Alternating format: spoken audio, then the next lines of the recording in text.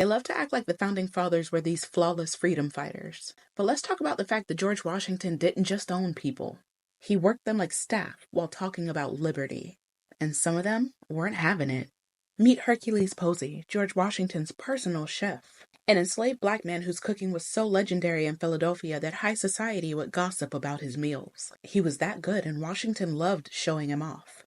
Look at how cultured and sophisticated the president's household was. But none of that changed one fact. Hercules was property. He didn't get a paycheck he could keep. He didn't get freedom for being talented. He got forced labor, surveillance, and threat of violence. Washington even rotated his enslaved workers between Virginia and Philadelphia, all to dodge Pennsylvania's gradual emancipation law. Because if they stayed too long, legally, they'd be free. And Washington knew it. He deliberately broke the spirit of the law just to keep them enslaved. But here's the thing, Hercules Posey wasn't blind. He watched, he learned. He saw the hypocrisy up close. And you know who else was there? Ona Judge. She was Martha Washington's enslaved maid. She escaped in 1796 and refused to return, even when the Washingtons sent people after her. They knew each other. They lived in the same presidential household. They saw the same cruelty, the same fear, the same opportunity.